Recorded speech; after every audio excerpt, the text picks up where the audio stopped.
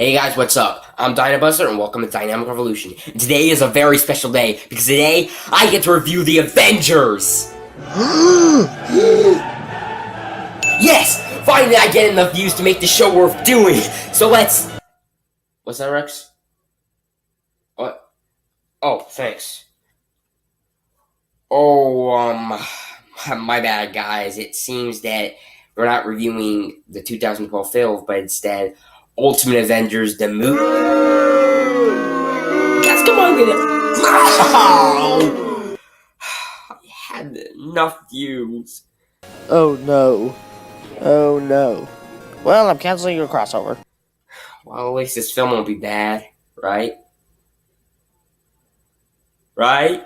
Well, before Marvel made money with their cinematic universe, they had the Marvel animated features, which sadly only lasted for 5 years, from 2006 to 2011. It ran for 9 films, starting with Ultimate Avengers the Movie. So, is this film on par with the successful MCU version, or is it highly inferior? Well, let's find out. We start the film off with a flashback during World War I as soldiers head to Norway to fight some Nazis. Among them is Steve Rogers, always known as the Super Soldier, Captain America, who leads them into battle. Okay, soldiers, let's take this dump! America, fuck yeah! Coming again to save the motherfucking day, yeah! America, fuck yeah! Freedom is the only way. They are there to stop the Nazis from launching a super weapon at Washington, finding out that they are working with aliens known as the Chitauri. Just go with it. Cap fights off his nemesis, Red Scare Kaiser, which the latter launches the weapon. They have their confrontation on the rocket, Cap being successful in defeating him and destroying the rocket. He is presumed dead, but falls into the ocean, where he is frozen for decades to come. 60 years later, S.H.I.E.L.D. director Nick Fury leads a search team, among them being Betty Ross, to find the captain through the ice. They're successful and bring him to headquarters, where he gains consciousness and attacks the S.H.I.E.L.D. agents. He escapes outside and holy crap!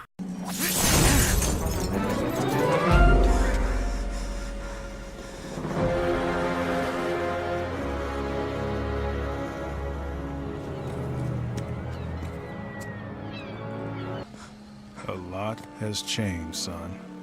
Did we win? We did.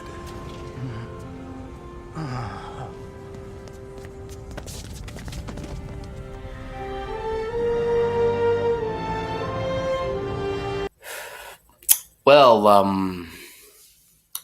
that resolved quickly. And how did Nick change his clothes so fast?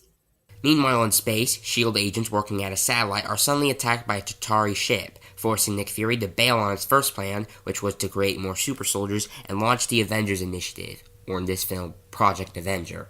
They first start off with Tony Stark, who is visited by one of their agents.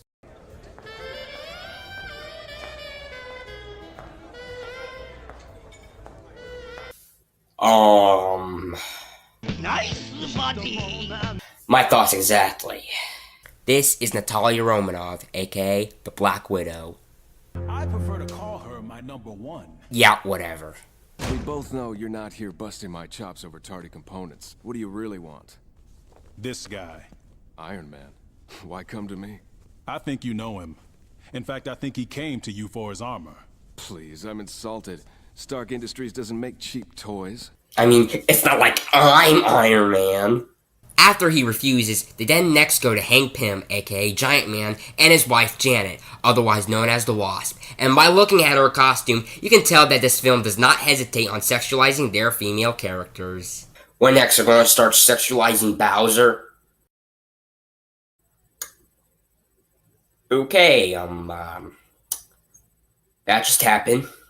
After showing his stuff, Hey, phrasing! he helps him intercept Iron Man, who is totally not Stark. He listens, but refuses.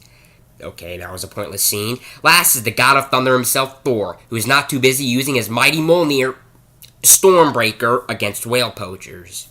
Thor, this threat is very real. Go back to your paymasters, General, and tell them that the son of Odin is not interested in the wars of man. Wait, you're not interested in helping saving the human race, but yet you help humans against sea poachers? The God of Thunder, ladies and gentlemen. They all attend the conference that exposes about the Chitauri, which Iron Man joins for no explained reason, completely ignoring the scene minutes ago. They all accept and take their first mission. Meanwhile, at a S.H.I.E.L.D. facility,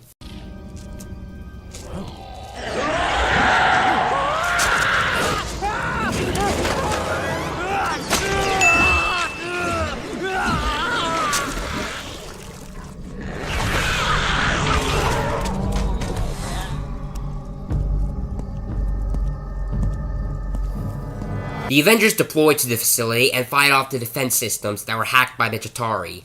They are unsuccessful, but discover a shocking reveal.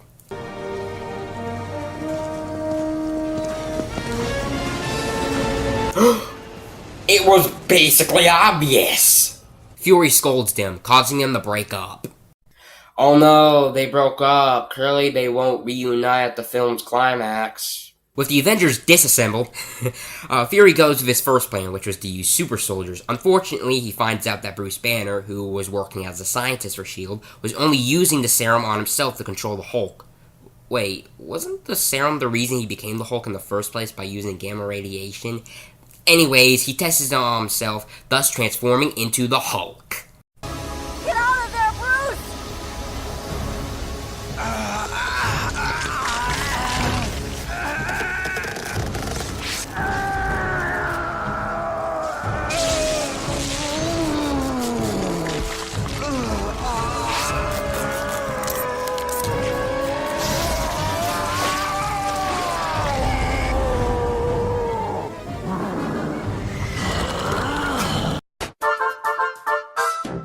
Hey folks, viewer mail time again. Oh, here's one from Sally, age 14. Dear Pig, aren't you interrupting the story at the most suspenseful part? Well, the answer is yes, Sally. Yes, I am. Keep those cards and letters coming. Again? Surprisingly, it worked, and Bruce has full control over the Hulk. The Chitauri begin the attack, and of course, S.H.I.E.L.D. is as useless as Redbot from Ninja Steel. Fury, Natalia, Hulk, and Cap fight him off. They are joined by Giant Man, Iron Man, Wasp, and Thor? My apologies for the delay, Captain. I was vanquishing bog boars from Alfheim when I learned of the attack.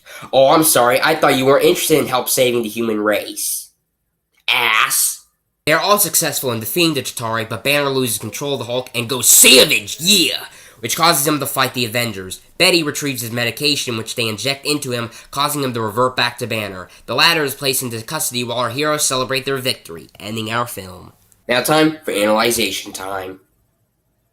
Despite the Avengers being a diverse team, most of them don't have that much of an arc in this film. Some of them are paper thin, and others do have identifiable personalities, but are never explored. The only ones who have arcs are Banner and Steve, which I'll start on the former. Bruce's arc on this is to control the Hulk, and that's understandable. He knows that he can't get rid of the Hulk, so he does the next best thing and try to control him. I can give him kudos for success, but sadly, it wasn't permanent.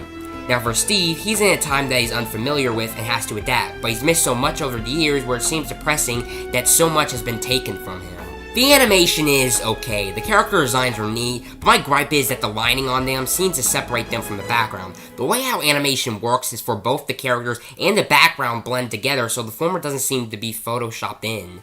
The Chitauri were pretty underwhelming. They barely had any charm, but it would have made sense for them to have a main villain to lead them, like the guy at the beginning of the film. But surprisingly, this film does have a main villain, and that's the Hulk. I'm not gonna lie, it was pretty disappointing to see him as the final boss, and I always like seeing the Hulk fight alongside of the Avengers, not against them. Thankfully, this film did it right. So, my final grade has to be a 68%. This film was not that good. The characters aren't that explored, and the villains are underwhelming, but thankfully, this film did well in the market to get a sequel, Ultimate Avengers 2, which involves the Black Panther. And that concludes today's episode. Be sure to like and subscribe, and next time, it's time for Halloween. I'm DynaBuster. Later.